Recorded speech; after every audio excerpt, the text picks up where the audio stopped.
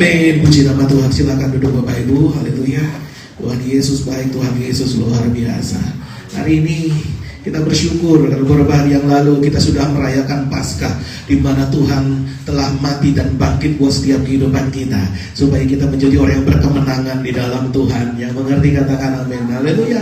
Dan minggu-minggu ini saudara, kalau dalam kalender dari Alkitab, bahwa minggu-minggu ini adalah minggu-minggu penampakan, di mana Tuhan Yesus memperjumpakan pribadinya kepada murid-muridnya dan kepada banyak orang. Tuhan Yesus memperjumpakan hidupnya sehingga dia menjadi pribadi yang menyatakan bahwa dia adalah Tuhan yang hidup, dia Mesias yang telah mati dan bahkan bangkit untuk memenangkan setiap dosa dan pelanggaran kita. Haleluya. Hari ini kita akan berbicara mengenai Yesus menampakkan diri kepada Thomas. Saya percaya setiap orang Kristen yang mengalami kuasa kebangkitan, hidupnya harus diubahkan Tuhan. Amin. Hidupnya akan berubah, yang ketika dia menjadi pribadi yang tadinya mati di dalam dosa, maka dia hidup oleh karena kebenaran Tuhan. Haleluya. Hari ini kita akan belajar mengenai Thomas, saudara, yang dia mendapatkan yang namanya penampakan diri Yesus. Kita baca di dalam Yohanes 20 ayat 24 sampai dengan ayat yang ke-29, karena hanya 7 ayat kita baca bersama-sama. Bapak Ibu yang tidak jelas melihat ke depan, boleh saya beri waktu untuk bisa membuka Alkitabnya atau HP sucinya. Yohanes 20 ayat 24. Sudah ketemu? Atau baca yang di depan? Kelihatan? Masih kelihatan ya?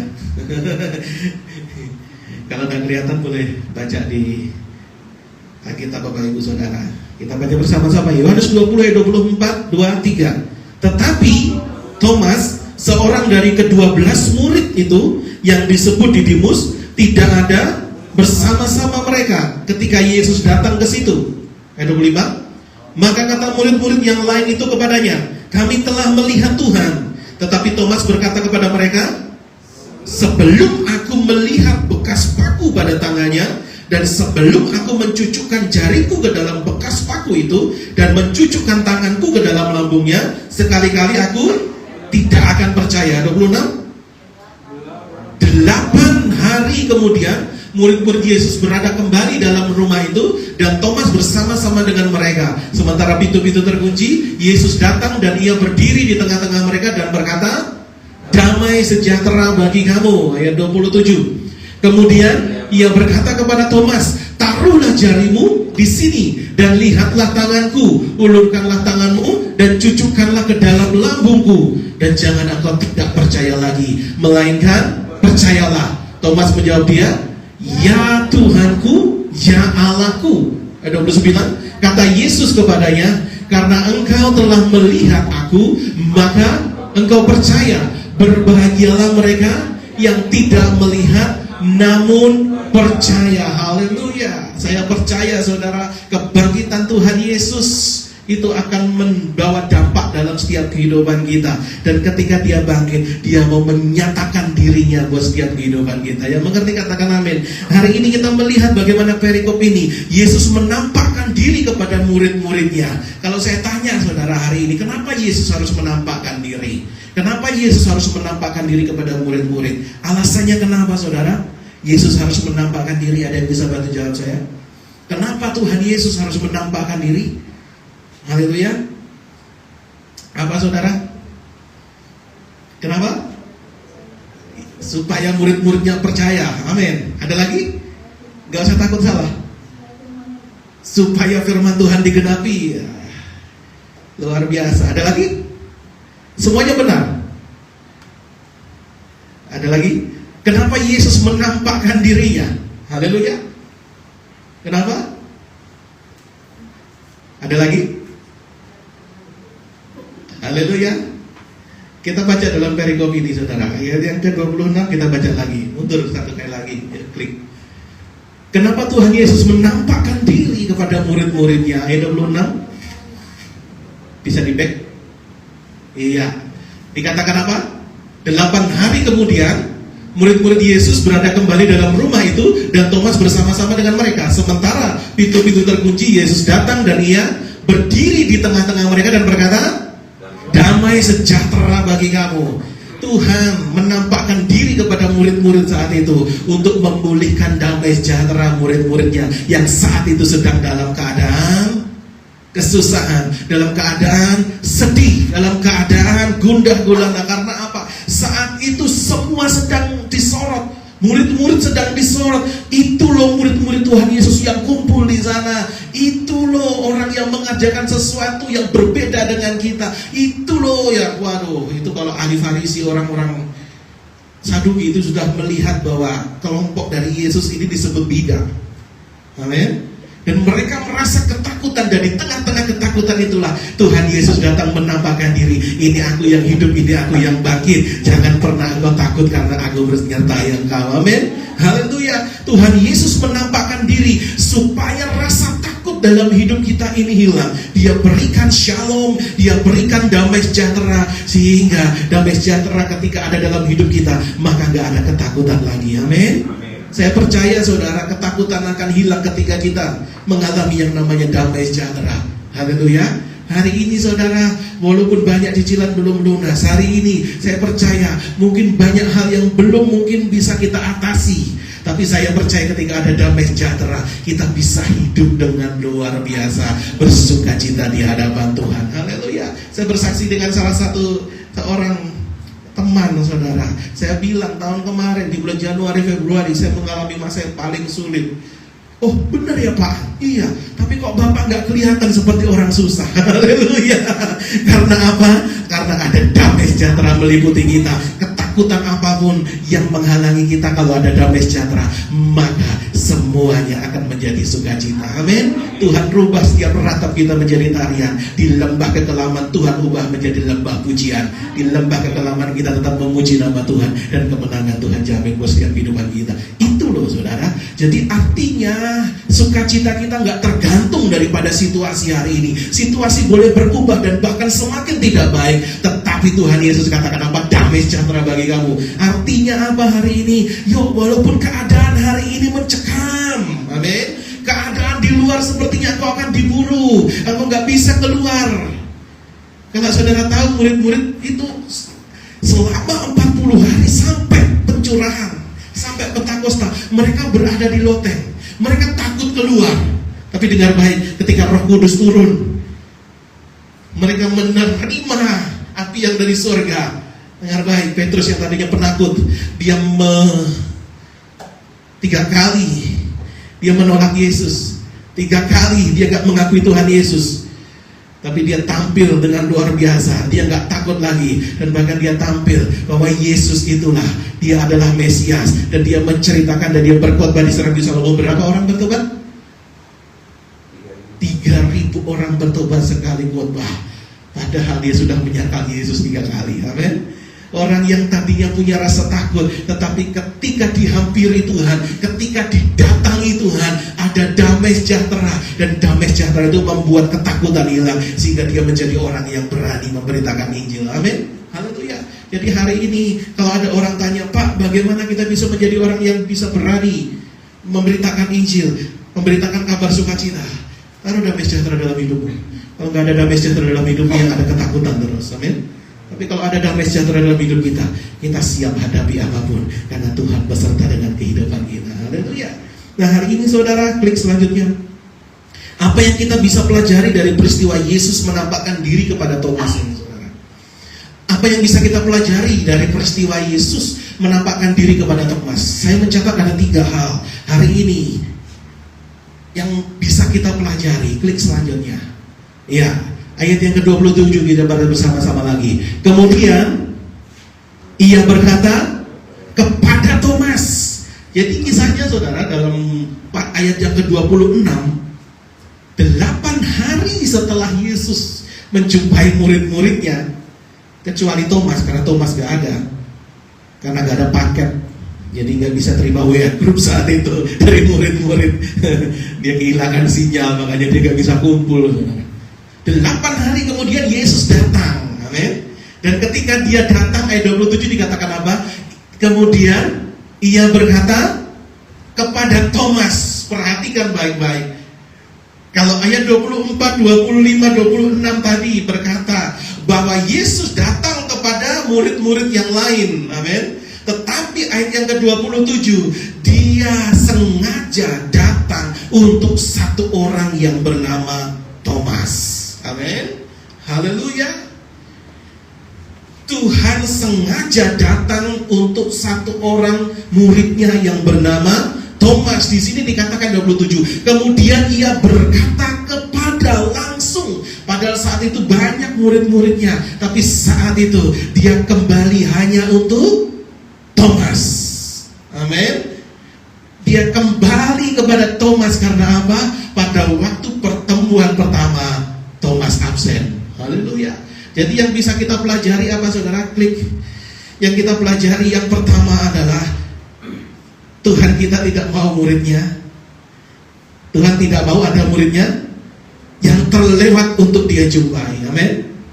Tuhan gak mau ada orang yang terlewat oleh hadirat Tuhan. Tuhan mau semua murid-muridnya terlawat oleh kehadirannya. Yang mengerti katakan amin. Haleluya.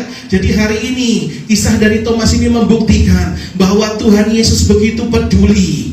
Bahkan ketika dia menyampaikan perumpamaan, kalau ada satu domba hilang dari 100, maka dia mencari satu domba itu. Amin. Haleluya. Jadi hari ini kalau kita menjadi orang, menjadi muridnya Yesus, menjadi orang yang begitu dekat dengan Tuhan, dan kita dikenal Tuhan, percayalah ketika kita gak ada, kita dicari Tuhan. Yang mengerti katakan amin. Haleluya. Tuhan akan khusus mencari engkau ketika engkau gak dilihatnya. Amin. Haleluya. Artinya hari ini saudara, begitu Tuhan Yesus peduli buat setiap kehidupan kita, supaya kita semua mengalami yang namanya lawatan Tuhan dan kehadiran Tuhan kita rasakan. Tuhan Yesus gak mau di antara muridnya satu pun yang mengalami terlewat dari hadirat Tuhan. Yang mengerti katakan amin. Hari ini kita punya Tuhan yang dahsyat, kita punya Tuhan yang luar biasa. Kita melihat bagaimana Tuhan sengaja datang kepada Thomas. Artinya apa? Dia khusus dan dia mau membuktikan bahwa aku peduli kepada murid-muridku. Aku tidak mau kehilangan satupun dari antara murid-murid yang aku gembalakan. Ini dahsyatnya Tuhan. Dia gak mau kehilangan kita. Amin. Colek kiri kanan kita. Tuhan gak mau kehilangan engkau. Amin. Karena engkau begitu berharga. Haleluya. Kalau hari ini enggak datang, Tuhan Yesus akan cari. Amin. Haleluya. Karena kau berharga di matanya. Begitu saya membaca ini, saudara, tadi pagi saya membaca, merenungkan ayat ini, begitu dahsyat luar biasa Tuhan. Engkau Tuhan yang mencariku, Engkau tidak pernah meninggalkanku. Bahkan aku mau berkata, ketika aku sembunyi pun aku percaya Engkau menemukan aku. Engkau bisa menemukan aku. Amin. Karena Tuhan Yesus, Dia Tuhan yang peduli. Amin. Haleluya. Buat setiap kita yang dekat kepada Tuhan, yang mengenal Tuhan dan menjadi murid Tuhan, saya percaya Tuhan akan bela-belain untuk kita akan terus berada di dalam hadirat Tuhan. Yang mengerti katakan amin. Hari ini kalau kita menjadi murid yang setia, hari ini kalau kita menjadi dombanya yang setia, saya percaya kita diperhatikan Tuhan. Kita nggak ada, maka Tuhan akan cari dan Dia ingat akan kita. Amin. Saya sering katakan kan, kita bukan orang-orang yang dilupakan Tuhan. I'm not forgotten. Tetapi kita orang-orang yang diingat. Tuhan ingat nama saya, Tuhan ingat nama saudara, dan Tuhan menyebut. Artinya apa hari ini? Tuhan peduli. Sebagaimana Tuhan peduli kepada Thomas, Dia peduli buat saya dan saudara. Dia akan jumpai saudara. Amin. Haleluya. Tapi hari ini saudara mau terima enggak ketika Dia mau jumpai? Banyak orang tutup pintu. Banyak orang tutup pintu untuk dijumpai Tuhan. Tapi dengar baik hari ini, kalau engkau mau dijumpai Tuhan, buka hati buat Tuhan, dan Dia akan menjumpai engkau secara dahsyat dan luar biasa. Hari ini dimanapun engkau berada, yuk mari izinkan Tuhan menjumpai engkau. Izinkan Tuhan mencari engkau dan menemukan engkau. Dan ketika engkau ditemukan Tuhan, tidak akan satupun yang bisa memisahkan engkau dari kasih Tuhan. Yang mengerti katakan amin. Jadi yang pertama saudara, hari ini kita belajar bahwa Tuhan tidak mau setiap murid-muridnya, setiap orang yang dididiknya itu menjadi orang yang terlewat oleh hadirat Tuhan. Karena apa saudara? Karena hadirat Tuhan itu akan membuktikan bahwa orang itu akan disertai Tuhan dan akan mengalami yang namanya pendewasaan bersama-sama dengan Tuhan. Yang mengerti katakan amin. Haleluya. Saya pernah nonton film Thailand, saudara, yang berjudul The Teacher. Tahun 2013 atau tahun berapa itu. Filmnya bagus kalau saudara baca. Jadi ada seorang guru masih muda, perempuan, saudara. Karena dia punya tato di sini, saudara, akhirnya dia tidak bisa melanjutkan sebagai guru di kota besar karena kepala sekolahnya, tidak bisa kamu seperti ini. Kamu ada tato di sini, nggak mungkin anak-anak bisa diajar dengan orang yang punya tato. Lalu bagaimana? Akhirnya dia disuruh yang namanya ke sekolah perahu, saudara, di daerah perairan begitu. Dan dia mengajar hanya mungkin 10 anak di situ.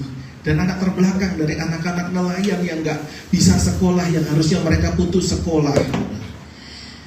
Dan yang ajaibnya, dia begitu luar biasa, punya rasa gairah yang luar biasa daripada dia mengajar di kota. Kalau di kota kan pakaian rapi semuanya. Kalau di situ enggak, saudara. Semuanya nyeker, pakaiannya ya pakaian biasa orang ada nelayan gitu kan.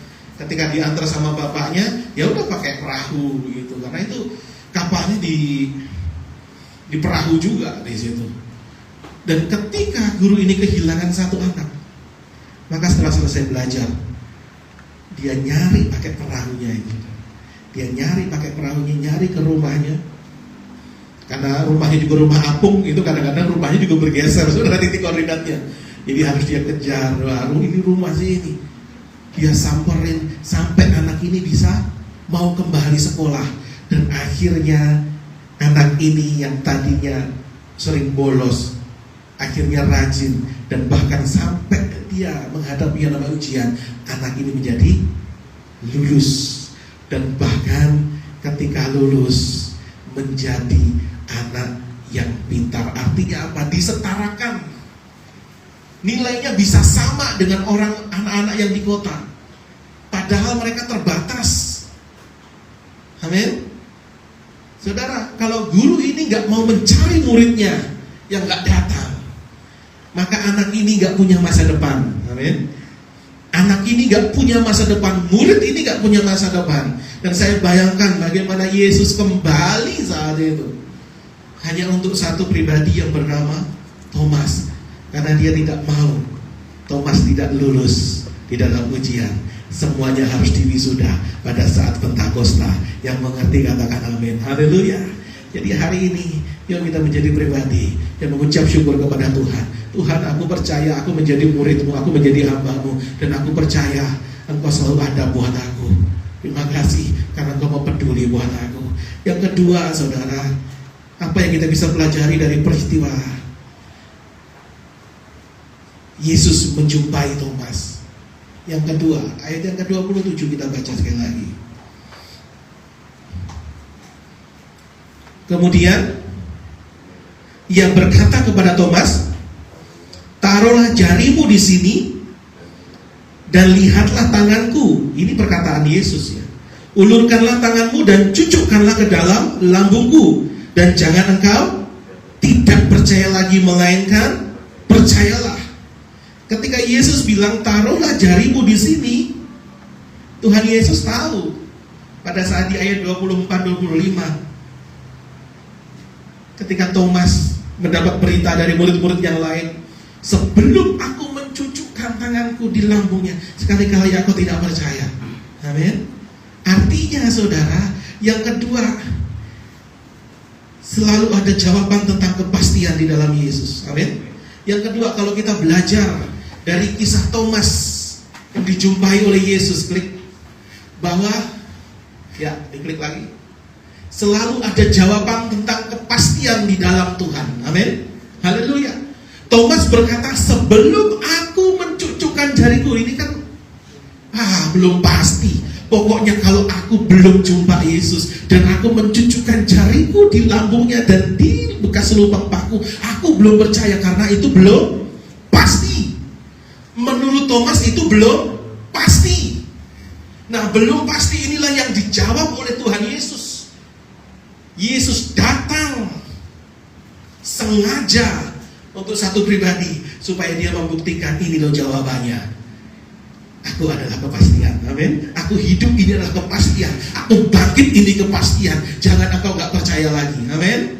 Jadi artinya hari ini kita belajar dari kisah Thomas ini bahwa selalu ada jawaban tentang kepastian di dalam Yesus. Saya percaya di dalam Yesus ada kepastian. Yang mengerti katakan amin. Yesus adalah satu-satunya pribadi yang menggenapi apa yang dinubuatkan oleh kitab para nabi. Dan Yesus, kenapa dia mau mati, dan bahkan bukan hanya mau mati, tetapi dia mau menderita. Amin. Sebelum kematiannya dia harus menderita.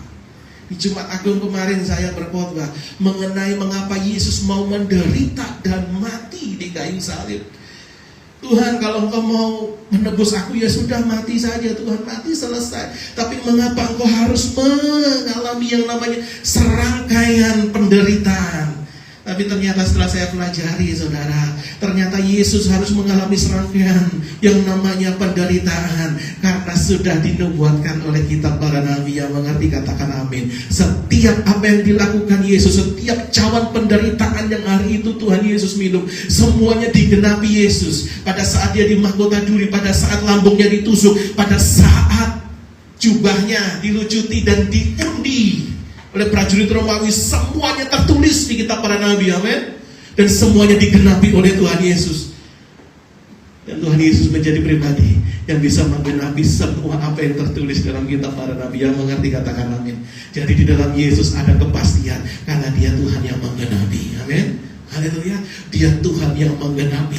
Di dalam Tuhan saya percaya, saya punya kepastian, karena dia menunjukkan bahwa dia adalah Tuhan yang hidup. Yang mengerti katakan amin. Hari ini saya percaya kita mengikut Tuhan yang pasti. Kita bukan mengikut Tuhan yang mudah-mudahan. Amin. Kalau kita mengikut Tuhan yang mudah-mudahan, maka kita tidak akan pernah sampai ke jalannya. Kita gak pernah sampai kepada Bapa. Kita gak pernah sampai kepada tujuan yang benar. Kita gak pernah sampai kepada kerajaan Allah. Karena kalau gak ada kepastian, maka bisa saja itu meleset. Amin. Tapi Yesus adalah seseorang yang membuktikan bahwa apa yang diucapkan terjadi. Amin. Ketika dia berucap bahwa nanti anak manusia akan mati dan hari ketiga akan bangkit, dan semuanya terjadi. Amin. Jadi hari ini kita bersyukur, saudara, kita mengikut Tuhan yang penuh dengan kepastian. Karena kalau kita nggak ngikut orang yang pasti, susah, saudara, nggak sampai di tujuan.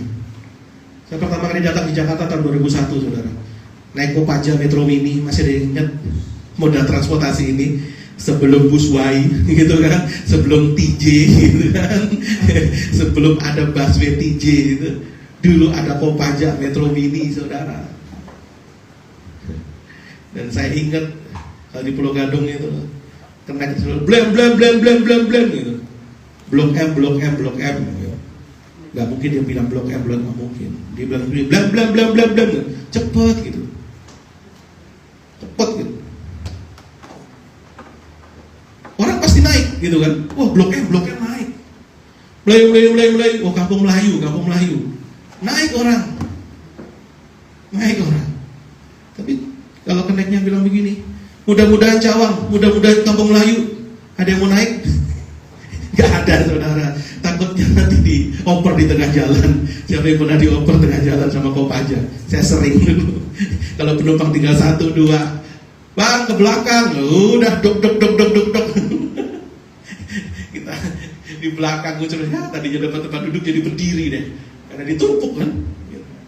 Artinya ketidakpastian membuat kita nggak sampai kepada tujuan. Amin.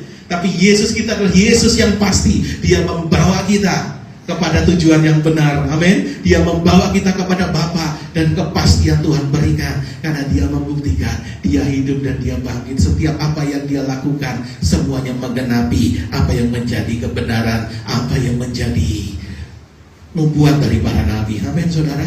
Yang kedua, bahwa Yesus selalu berikan kepastian. Dia menjawab setiap keraguan. Kalau hari ini kau ragu mengenai Tuhan, kalau hari ini kau ragu mengenai masa depanmu, Yesus datang memberi kepastian. Amin. Izinkan kau seperti Thomas untuk kau dijumpai, dan pasti saya yakin kau akan dijumpai Tuhan, karena Tuhan peduli buat setiap engkau dan saya. Amin. Tuhan Yesus tidak akan membiarkan engkau terhilang. Dia akan mencari engkau, karena di dalam dia ada kepastian. Dia mencari orang hari ini yang mungkin masih ragu.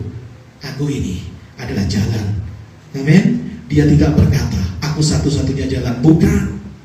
Dia berkata, akulah jalan. Tanpa dia enggak bisa sampai. Amin.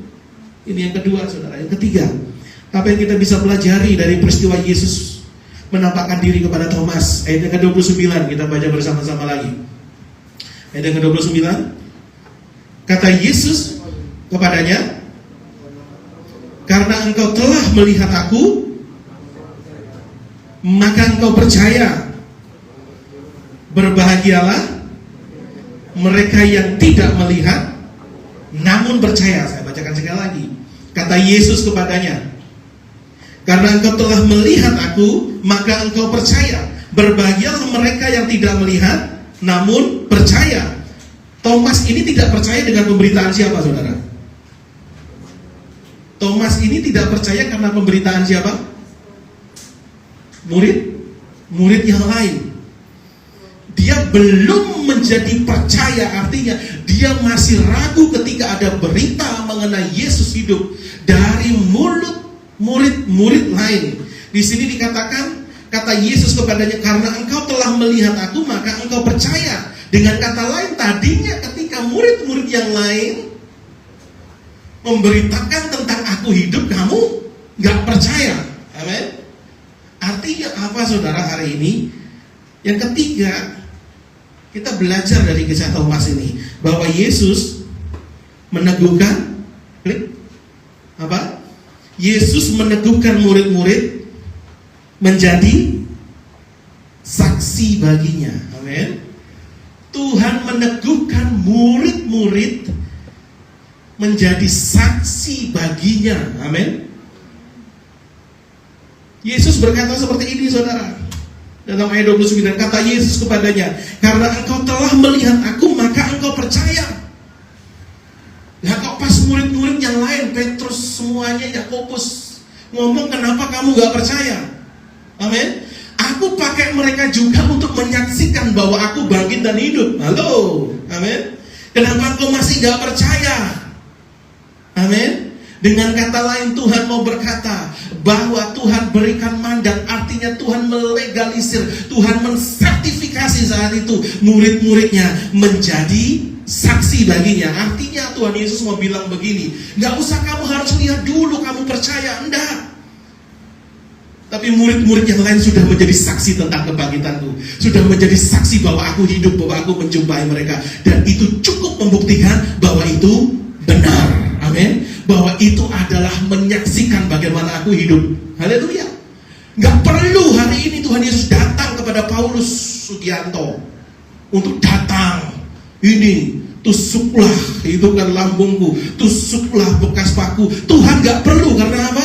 Tuhan sudah melegalisir, Tuhan sudah mensertifikasi bahwa dari murid-muridnya memberitakan tentang kabar baik ini, murid-muridnya memberitakan kepada orang lain, sampai kepada misionaris-misionaris, sampai kepada kita, semuanya tepat seperti apa yang telah mereka lihat, apa yang mereka saksikan. Dan Tuhan Yesus menggaransi bahwa semuanya adalah benar. Amin. Haleluya. Dan Tuhan akan mensertifikasi kita juga, supaya kita menjadi saksi baginya. Amin. Kita menceritakan kemuliaan Tuhan, kita memberitakan ada tahun rahmat Tuhan yang luar biasa terjadi buat setiap kehidupan kita. Jadi hari ini dari Thomas kita belajar, saudara, jangan pernah menyepelekan kabar baik. Haleluya. Jangan pernah menyepelekan. Kalau ada orang misi melakukan penginjilan keluar daerah, itu dahsyat luar biasa. Ya Pak Yogi, ya Pak Yogi, ya Bu Ika, wah, yang sering keluar daerah. Jangan remehkan orang-orang yang seperti ini, saudara, karena mereka membawa kesaksian Yesus yang hidup dan bangkit. Haleluya. Dan Tuhan mensertifikasi mereka bahwa apa yang mereka ucapkan itu sesuai dengan apa yang sudah dibuktikan Tuhan. Kedatangan Tuhan Yesus kepada Thomas membuktikan bahwa Tuhan tidak perlu lagi datang kembali kepada saya dan saudara, tetapi melalui kesaksian mereka kita harus percaya. Yang mengerti katakan amin. Haleluya. Ini namanya bagaimana kita menjadi seseorang yang bermisi menceritakan kabar baik ini, sehingga kabar baik ini bisa sampai kepada banyak orang. Amin. Haleluya. Dan gak perlu Tuhan Yesus datang ngomong satu-satu kepada seseorang, aku hidup, gak perlu. Tapi kita yang menggantikan tugas itu. Amin. Kita yang menggantikan tugas itu. Aku menggantikanmu. Heaven shalom alaihim. Heaven shalom alaihim. Heaven shalom alaihim. Heaven shalom, shalom, shalom alaihim. Amin. Aku bawa kabar sukacita, aku bawa kabar damai sejahtera bahwa Yesus bangkit, Yesus hidup. Amin. Haleluya. Hari ini yuk kita bersyukur kepada Tuhan, karena melalui kebangkitannya Tuhan Yesus menampakkan diri kepada Thomas, sehingga kita bisa mengerti, supaya kita belajar 3 hal, saudara. Yang pertama, supaya kita menjadi pribadi yang terlawat oleh hadirat Tuhan. Amin. Tuhan tidak mau kita menjadi orang yang terlewat di dalam hadirat Tuhan. Dan yang kedua, Tuhan mau kita menjadi orang-orang yang mendapatkan kepastian jawaban, karena di dalam Tuhan ada kepastian. Kalau hari ini engkau masih ragu atas hidupmu, engkau masih khawatir akan apa yang menjadi kehidupanmu, percayalah, di dalam Tuhan ada kepastian, karena Yesus menjawab dengan pasti, ini aku yang hidup, di dalam kehidupanku ada hari esok buat engkau. Yang ketiga, hari ini kita belajar ketika Thomas dijumpai Tuhan, bahwa Tuhan mau meneguhkan bahwa murid-muridnya dan termasuk kita harus menjadi saksi baginya. Amin. Kita harus menjadi saksi baginya.